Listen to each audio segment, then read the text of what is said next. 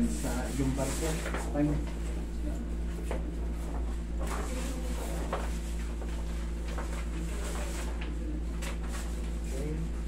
Yung dalawa na yan, medyo mo. Nangingitim, tignan nyo kung anong difference. Yan o. Yan mga nangingitim na yan. Yan o. Yan ang makirot. Kay tatay. Tay, ilang days? Ilang taon nyo na itong iniinda? Tagal na. Taon na. Alam na to. Yan yung impression. Ito yung sinasabi ko sa inyo mga 3M, kung gusto nyo magkaroon ng knowledge about sa ano, o kanyari, pupunta kayo agad sa remarks. Sa remarks or impression. Ayan, lalabas yan. Yan ang type nyo, mild disbulging and protrusion. Para malaman nyo what is protrusion, what is disbulging. Tapos, ayan, katulad niya, L3, L4, L4, L5, as described. Tapos, i-type nyo rin yan, what is levoscoliosis. Yan.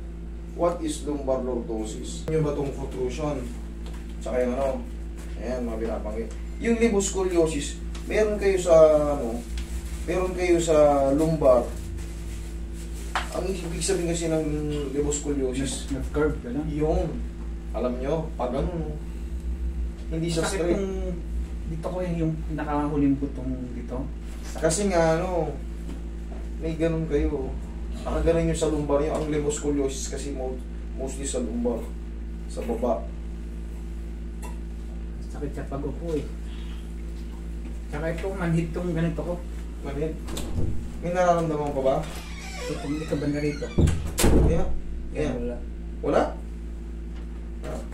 Ito yung mga gusto kong kaso eh. Dito sa Kailan tayo na manhid? Tansya nyo? Mga ilang ano, taon na rin. taon na rin manhid? Oo, Sige, nararamdaman ko siya. tingnan nyo yung kurot ko. Wala? Wala? Yan, may konti. Dito may konti. Same lang din ang kurot dyan. Distas. May konti rin. Distas. May konti. Konti lang? Yan, meron. Dito meron. Yan, meron. Ito walang mali. Tingnan natin kung sasaktan kayo. Yan, masakit. O yun, mas mahina pa ngayon. No? Dito. Wala. Yung mga ganito kasi, pag namamanid kayo, ibig sabihin yan, yung blood circulation, delay or kulang. Ganun yan. Kasi pag para sa kamay lang yung example lang. Siyempre, in-explain ko to kasi hindi naman lahat nag-ano. Wala namang iba eh. Walang knowledge talaga. Parang dito lang yan yung, ikaw, iaano ko yung ano mo. Pipigilin ko yung, Umaano siya. para namamanid na, no? Pipigilin ko yung daloy ng dugo mo. Diba? Ganon din yan dito naman. Sa lumbar ang gagaling. Mga nerves dyan. Saka pag Iba naman ang nakahiga po ako, isang side lang ng tagilid dito. Pag Iwan. ito, hirap na ako, sumasakit na yung ganito ko. Masakit na. Sige, higa ka pati haya. Tingnan natin kung ano yun. Tingnan natin kung magbabago yung pakiramdam ha. Dito may cord ko. Hindi, kumbaga, saktong ano lang. Ayan o. Wala. Malakas yan. Ayan o, namumula o. Wala. Tingnan natin mamaya pag hinata ko. Huwag mong iunan. I-straight ka lang. Ano yung sinasabi mo masakit pag nakahiga? Pag nakagat po ako, pag nagtatagal lang, hirap na ako, hindi ako. Yan ang masakit. Masakit tumahalog sa Sige, ganito. upo kayo ulit sir. Upo kayo ulit.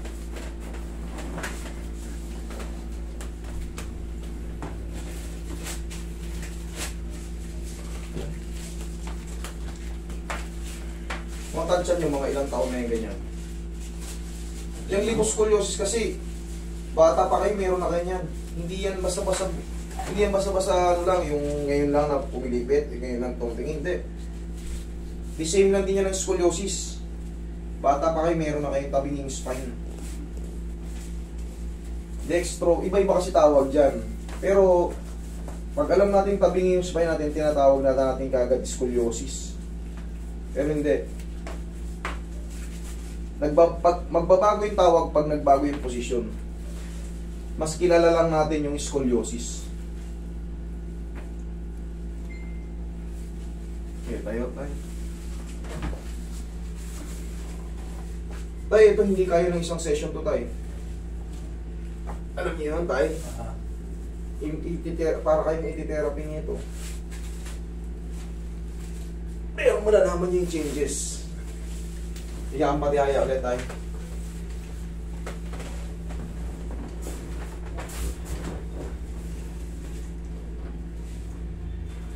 Hmm?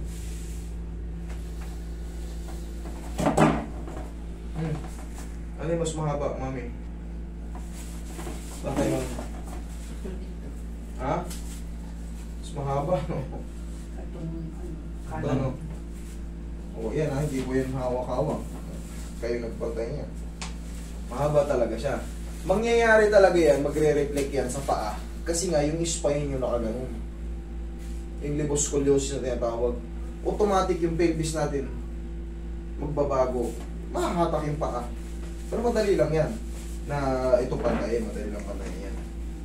Ang mahirap lang ituwid, sa edad nyo na yan, yung pinaka-lumbar.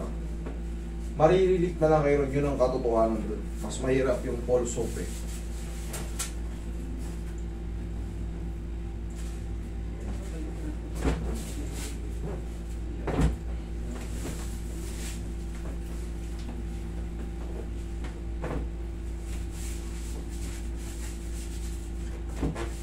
Isa pa.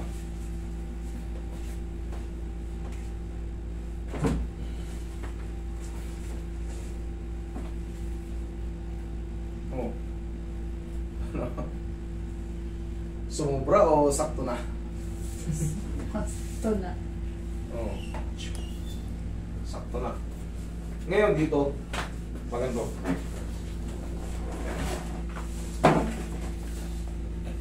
Tagiga? Ay, tagiga. Wait pa. Okay, relax na. Huwag lalabanan tayo. Yan, isa pa. Ilang side.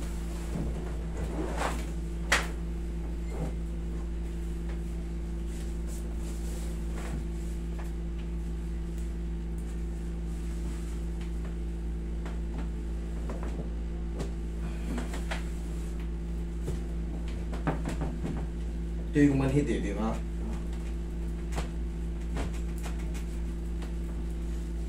Okay, laba kayo.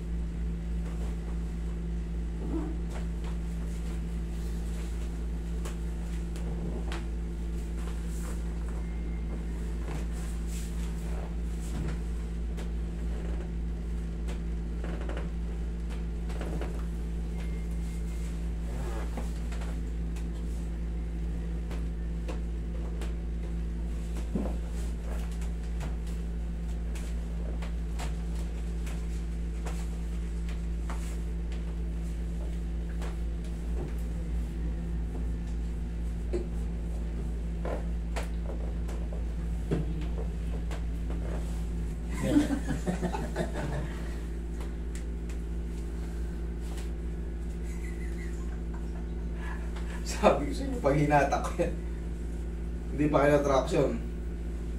Kailangan na matanggal yung pagkaibit nun eh. Para yung flow ng dugo, maganda na. Hindi na mapipigil.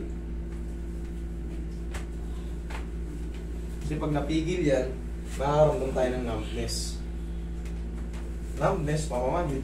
Tingling. Tingling, tingling. Parang may mga kurot-kurot. O yun, meron pulse and shoulder. Yan ang mas masarap. May baon ba kayo 10 kilo lang sa loob? Yan yung mas masarap pag frozen shoulder. Medyo nabuwasan na nga kasi pag ko susumba. Pero dati hindi ko talaga siya nagkalaw. Tama yan. Kailangan lang naman kasi dyan, sa mga frozen, hindi na TV baby. Kilos.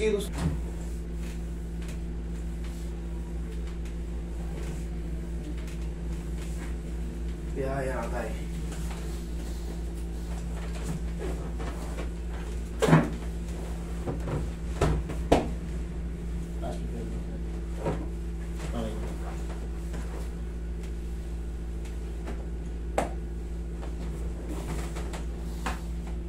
Okay, relax na. Inhale. Exhale.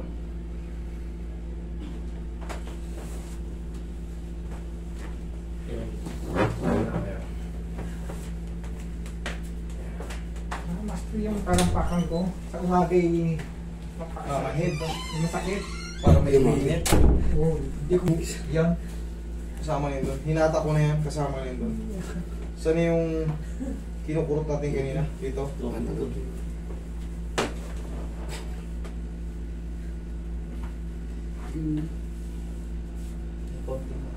Pero na. Ikaw ba na kanina, no? Madulas yung kamay ko.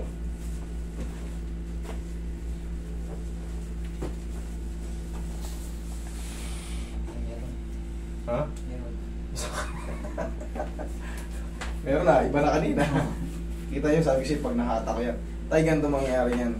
Umiwas muna kayo sa pagbubuhat ng mabigat. Normal na pamumuhay na sa bahay. Normal. Pero kung anong ginagawa nyo nun, basta wala lang munang buhat ng mabigat. Kung nagmumotor kayo, iwasan nyo yung mga sobrang lulubak. Pag alam nyo malubak, tandaan kasi nakaka-apekto yan. Yung disc bulging tsaka disc protrusion, ano na yun? Yung bulging kasi, disc bulging, ganyan na yan.